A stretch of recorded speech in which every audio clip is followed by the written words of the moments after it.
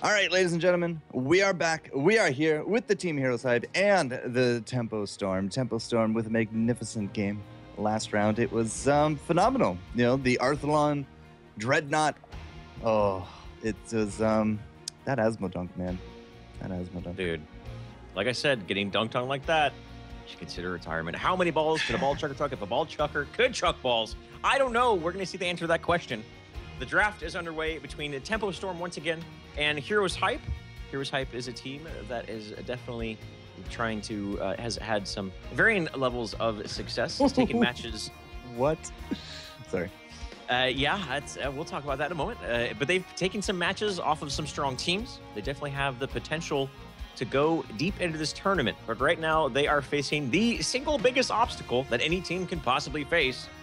And that is Tempo Storm. The map, once again, Cursed Hollow, ladies and gentlemen. So that means we might, once again, have a Asmodon strat. It all depends on, obviously, if Tempo Storm feels like running again. If they feel lucky. Are they going to go with 2 in a row? The bans, though. ETC is a ban that we saw several times last night in the Heroes Premier League. However, Heroes Hype banning the Zagara. And this is very interesting. What does Heroes Hype know that we don't? I don't know. Zagara is really good on this map. The split pushing, the setup with the Maw, and just the overall damage. Like, I was not expecting the ban, but seeing it, it's clearly targeted at Arthalon. So they're obviously Heroes Hype kind of knows the tricks that Tempo Storm has available, and they do not want to play anything like that. The respect ban coming out, as we would imagine. But the picks are otherwise, I would say, fairly standard. Tempo Storm first picking themselves that Nazeeba Witch Doctor.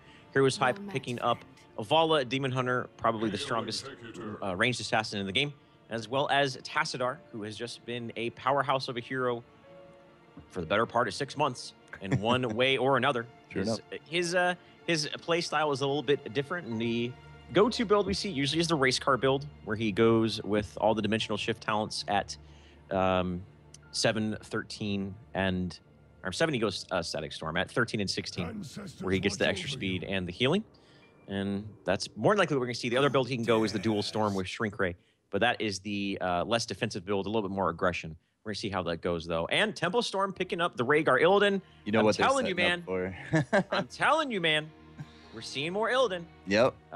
Especially, and Illidan, he's not a hero you can just kind of pick. He definitely has to have a certain teammates around him, and Rhaegar is one of those. Tassadar and Rhaegar are probably the best supports at helping Illidan do what he does, and Tempo Storm picking up the Rhaegar with him. So Rhaegar, I mean, this still possibly could be a Bloodlust composition. I highly doubt it, though, with the Witch Doctor, as Witch Doctor does not benefit at all from the Bloodlust. But Ancestral Healing is also a very effective tool with Illidan, because it enables him to be a little more offensive in team fights, enables him to obviously stay alive longer, but more importantly, it plays into his combat trait, which allows him to get several rotations of all his abilities off in team fights. And if that's the case, then generally that means that team fight is going to be going your way. Now, of course, you know, with that Illidan now on the table, Rhaegar already picked up. Uther is going to be a very strong support to pick up here from Tempo Storm. So I'm curious to see if Heroes Hype is actually going to deny that, and if so, then it's either going to be a Brightwing or Mouth, because somebody needs to go cleanse for our Demon Hunter. Demon Hunter on both sides, believe it or not. But yeah, so Illidan very likely to be setting that up, and then, you know, we're going to be looking for a warrior here from Tempo Storm, unless they do want to try the cheese once more. But Heroes Hype, they like this pick. And they've definitely done some good work with it before. Tyrande is now going to be joining the fray, which is likely not to be an Uther. So we're very likely to see that Uther pick up here from Tempo Storm. But as well, if Uther and crew is setting up for Sergeant Hammer, the Tyrande will have her number with that Lunar Flare. Yes, I think the Tyrande may be a little bit more geared towards the Illidan, as Illidan really gets messed up by good stuns. Even though her stun is not very reliable, it's very skill shot based, and even the most technically advanced and talented heroes are gonna miss lunar flares every now and then, no matter what. So it's not 100% reliable, as opposed to something like a like a Murden is a little bit easier, like a Kerrigan, something like that. So, but there definitely is the potential for that being pulled off. So that might be what they're thinking. I don't think Tempo Storm is going to pick up Sergeant Hammer.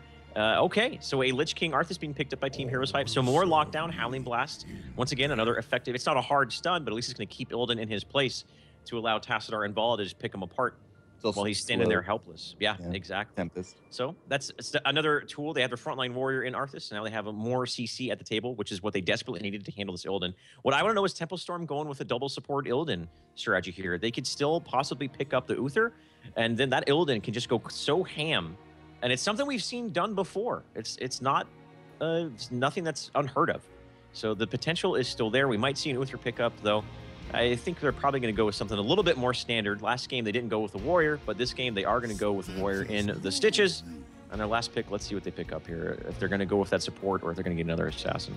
You know, even a week ago, Cursed Hollow, especially on a Cursed Hollow, you will have a first ban Stitches. A week ago, any map, first ban Stitches. You go into, you go into the Hero League and everyone's just like, man, you got to pick up the Stitches. But these days, this new patch, it really is very interesting to see the new meta develop patch to patch to patch. But Arthalon is just going to be showing us once more why you shouldn't have banning Zagara. It will be the Asmodont coming back in, but it's not going to be the double support Illidan. And, you know, even like how far back does the Illidan go? I know EU really popularized the Illidan play, Lowell and Team Fnatic.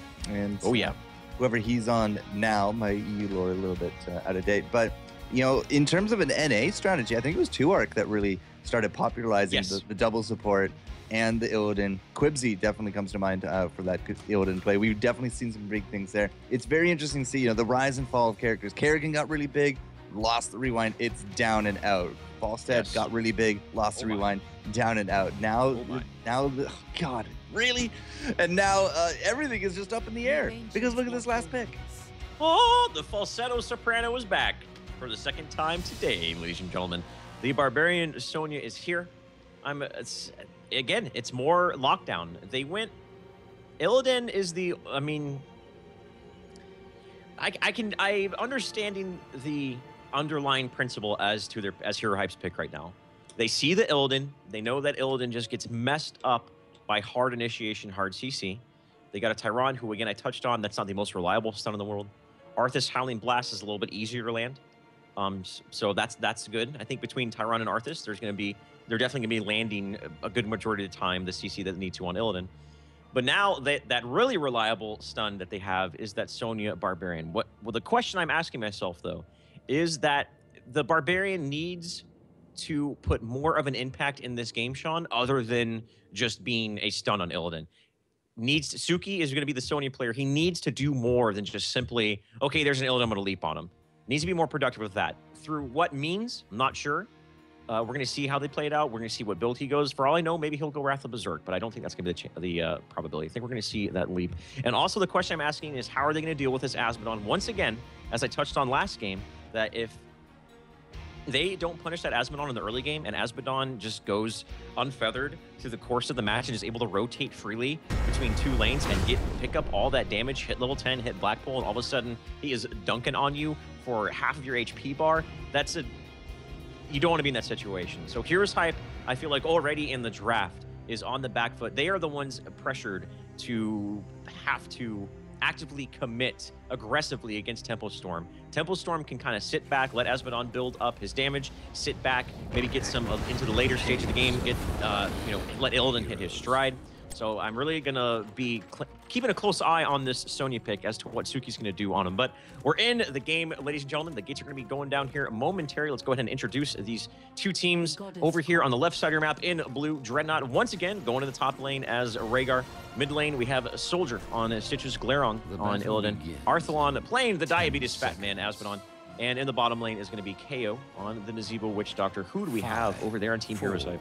A team that I've definitely been seeing a lot more of. They got into the ESL majors. Team's Hero Hype is now actually even launched an amateur league, which I believe is going to be set up for this week or next. But definitely an organization that has been in the scene for a while. Hawkfu going to be representing Suki and Yuki in the mid with Taza, who is actually back. The internet was out. El Pedro Parker was subbing in last game. And Ursadon is the Tassadar bottom lane. So you're right. I think it is really up to Heroes Hype here to do that engage. They got to try their best to kind of curb what Arthalon's going to be doing, which is just going back and forth and stacking as much as he can. We need to see some bigger aggression, because if he's going to be going back and forth, that's two solo lanes that you really want to be trying to punish.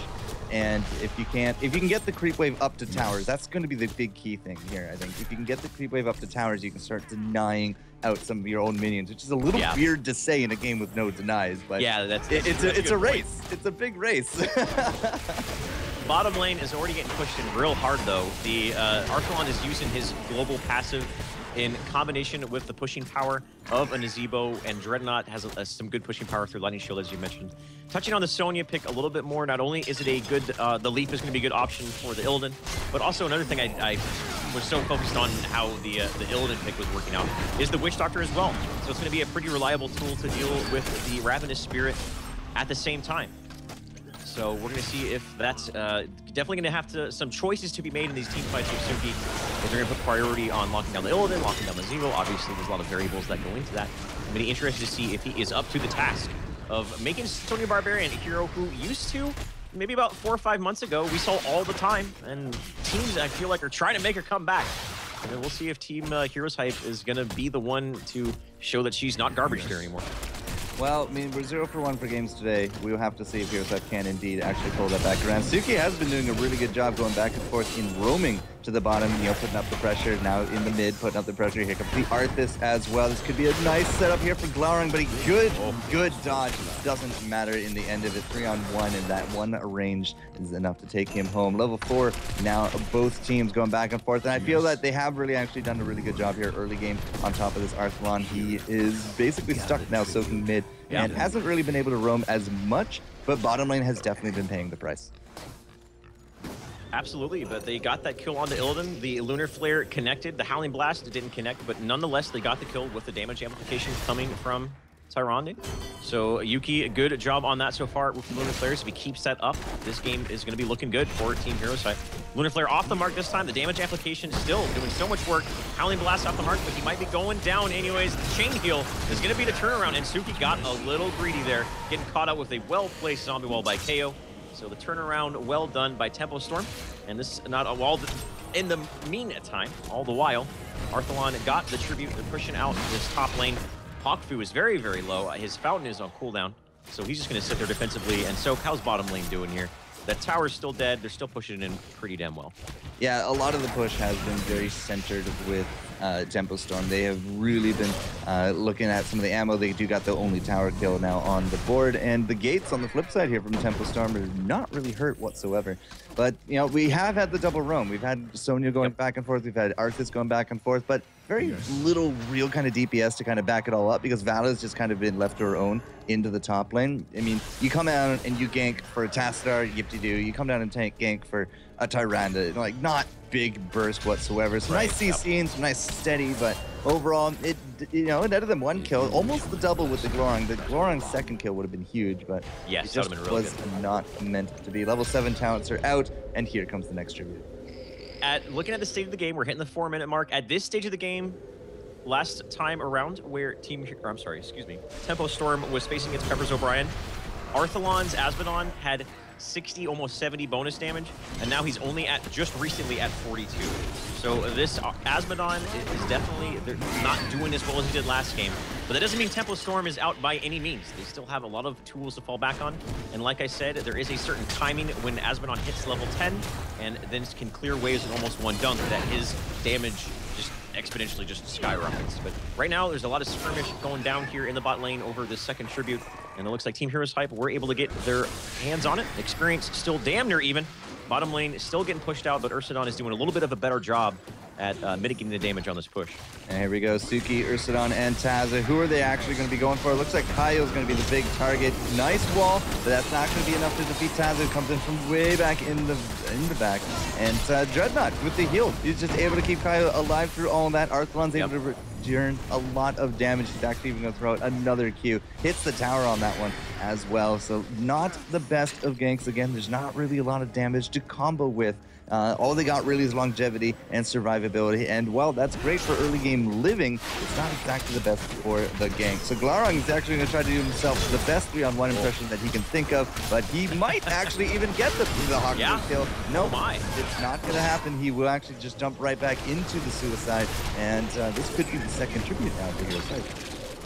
Yeah, this is looking good for them. The experience advantage that they have is small but significant right now, because level 10 is going to be here right before Tempo Storm gets it, assuming that they are going to soak That's exactly what they're going to do, but it looks like they're going to fall back. They're going to give this tribute up to Tempo Storm, not the biggest deal in the world. Once again, the experience damn near even. This next tribute is definitely going to be a big one for Tempo Storm. Team Heroes Hype definitely is going to have to contest it because they have a Witch Doctor and an Asmodon, and that is so much push that complements that curse so very well. Level 10 here for all the teams. Taking a look at the heroics, Putrid Vial on the Stitches. I likey. That's going to be a very effective tool to help deal with the initiation of that Sonya. Otherwise, pretty standard stuff across the board. Yeah, I'm just highlighting here Asmodon as both bosses are being taken, but Taste for Blood, Burn the Weak, Infernal Globe, so reduces the cast and travel time, and deals even more damage. And then Black Pool. This has been once again the kind of de facto standard that we've been seeing out of this Asmodon build. Suki's actually going to come down here, but it's not going to be enough to stop the boss. We'll actually just say hi with that spear. Gets hooked. Oh, Soldier, he does not have that Devour. He does actually have that Vial, but Suki's actually not down and out of it yet. Here comes Yuki to help him out. The stun going off. Soldier is going to get himself a heal. Arthalon is there. They are missing an Azebo. Kaio is actually up top. So a 5v4. It's a good situation for the Hype, but they just don't have the positioning to take on the kill. Yep, and we saw the Putrid Bile being used exactly like how I thought it was going to be used. The moment Leap was used onto Soldier, he hit that Putrid Bile button and just went ahead and ran away, laying down the solid Jake Baked Beans Putrid Bile to secure themselves a getaway. That what we're calling it now? Right there. It just popped in my mind all of a sudden. So I went with it, man. But this tribute is going to be a big deal for Tempo Storm. Putrid Bile is on cooldown for another 20 seconds. Leap is on cooldown for another 15 seconds. So definitely looking for an initiation here in that small period of time where there's no Putrid Bile and Leap is going to be up. Suki's completely cut off from his team, though, World, but it's not going to be enough to keep him alive. He is going to go down. He has done a pretty good amount of damage, but Ursadon is low on the Archon. Now Follows going down. Ravenous Spirit is tearing them apart as they were caught in a choke point, out of position, out in no man's land. 4 going down, and it looks like Tempo Storm's going to get the handful. All 5 going the way of Tempo Storm on top of a curse. And right now, Tempo Storm is looking in a very good fashion here. And, you know, it was weird. Suki kind of just engaged, and nobody else really kind of followed up. Hawk Fu actually got cut out by Illidan and got really low on the hit points. And what kind of big burst healing do we have here? We got Tyrande. That's it. Like, everything else is shields. They don't even have double healing word. The healing is just absolutely lacking here from Heroes side. Really they all basically went into that fight half health, and that's not something you do against Tempo Storm. I'm sorry, the zombie wall's coming out. You know, Kaio in the best position ever, blocked off with the zombie wall, threw down the Ravenous, took home 3 kills. It was just, a huge blunder right there from Heroes Hype. And now we're stacking up more of that queue here with Arthalon with those 1 hit point minions. They've lost out the mid fort. The bottom golem even got all the way up to the keep. Like, the keep does not have a gate, does not have turrets. Apparently Arthas has decided to join everyone else in the afterlife. And this is just going from bad to worse. He was caught out of position outside of his base in between the Tier 1 fort and Tier 2 towers up there in top lane and just got picked apart. Tempo Storm is now hitting their stride, getting in that prime position they want to be in. Level 16 is really when they're going to hit a huge power spike. Illidan's going to get those talents he's looking for. I mean, it's looking so very good for him. A good hook onto Hawk Fu. He's just going to vault away, though. And they're going to continue the push. The curse is down. They didn't get any keeps, but the map control is going down. Slowly getting restricted for Team Heroes Hype, as now they have to defend these Tier 2 towers mid. That's exactly what they're going to do. Tazza is going to hound left in there, followed up by the initiation from Suki. On to Soldier, though. Oh, my lord! How many dunks could a basketball player dunk? If a basketball player could dunk, that's the answer right there, Sean. A double kill coming from Arthalon's Q. So much damage. Tassa's going to get pulled back into the action. I thought I was going to get away, but they pulled me right back in. Al Pacino Cappuccino, ladies and gentlemen. This mid-keep is going to be going down. The lone survivor is Tassadar. Tempo Storm are in prime position to get themselves a victory here over Team Heroes Hype. Level 16 Hype coming into the middle of that fight. Double the blood for blood, double the pleasure, and just, my goodness, like, that double kill with the dunk was absolutely mind-blowing, but everything else is just kind of now piling against Heroes Hype. I mean, I'm looking at the 13. We got a Shrink Ray there on the Tassadar, which is a great idea on top of the Illidan. I really do think that's fantastic. And then Life Funnel from the Sonya. So we started off with, Furious Blow, Shot of Fury, because they doubled the gain up to 50 Fury. That's pretty awesome. But Ferocious Healing coming out of that. 20 Fury for 10% of your max health, and now Life Funnel. It's very non-aggressive kind of talents coming out from Sonya. Yeah. That's not a good sign as you come into this thing. You want her to be that bruiser. I mean, Glorong is even building it tanky. I mean, you got the Shadow Shield, First Aid, Metamorphosis, 6th Sense, which is 50% reduction of ability damage when you got that invasion going. And then on top of that, Blood for Blood. Like, he just looks so much better as a bruiser right now. He does. Mid lane, a little bit of an altercation going down here, but not too much of a commitment from either team. Arthalon in that position where he just clear ways with 1 Q. And he is going to be shattering the backboard soon enough here. Ripping those Qs. I've seen initiation on here. The Ravenous Spirit on the top of a Metamorphosis is going to secure the death of Vala. Chiron also going down. Taz is dead to rights. You see a Ursadon in Archon form. We're going to call that a Ursacon right there, ladies and gentlemen, as he's more than likely going to be going down, as it is so hard to get away from a Illidan. He's going to go down, and I think this right here is going to be the game. Arthalon went ahead and brought Team Heroes Hype to the clinic, told them to turn their head and pop. Won this game in a very convincing fashion here. Yeah, absolutely. I mean, you know, a lot of kills for that, but they definitely did a better job of keeping it down into the early. But again, like, Glorong is basically the warrior in the front, but you know, Stitches with the hooks, Rhaegar with the healing, has his own healing ward. I mean, the healing was on a whole nother level this game compared to the Heroes Hype. I mean, they didn't draft a healer by the end of it all. Tyrande does not count as that dedicated healer, and that means it will be a Tempo Storm, a victory as they move on to the semis. So Tempo Storm in the early game weren't looking as strong as they were before. Arthalon's Asmodon was not picking up those stacks of damage as well as he was in the game beforehand. However, he really made up. He caught up and got back into the damage, as we saw in that second to last team fight, where he got the double kill with his Q. So well done by them. And I feel like that Team Heroes Hype, it was all about initiation for them, and they never got that initiation that they were looking for. I felt like there just was definitely some miscommunication going on in those team fights, Sean, where Wasuki on the Sonya would leap, and the follow-up wasn't there. They had a lot of abilities to control. They definitely had kind of a small wombo combo through leap, followed up by a Lunar Flare, followed up maybe by a Howling Blast, and blanketed with a Psionic Storm and multi-shot. So they definitely had the potential to just initiate really hard on the 1 or 2 targets caught out of position and take the team fight from there, but the stars never lined up for him. Tempo Storm just did what they did with the Asmodon, played smart, played well, and took that game in the Tempo Storm fashion. Despite having a Tyrande, yeah, the stars never did align. And, you know, oh, well done. Thank you. 15 kills to 2 by the end of it all. The only kills that we took home were those early kills on Glorong. That was it. Yeah. That was absolutely it. No other deaths here for the team, and a nice snowball win there for Tempo Storm. So as I said, they move on here into the semis, which means that they are going to be setting up against the winners of Wildfire and actions per minute. No longer the RGE APM, but wow, all right, I'm refreshing brackets. Actions per minute has now moved on to the semis. Again, you said they're getting more crisp. They're looking definitely a bit more solid on rotations week after week. They have been to the finals before. I have casted them in a Go4Heroes finals.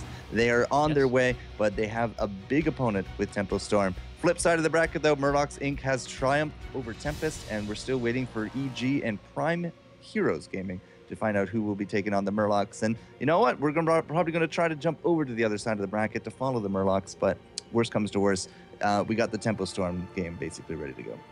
Sounds good, man. So we'll be back and figure out what game we're going to do here, man. Yep, sounds good. All right, FourCourtJester will return.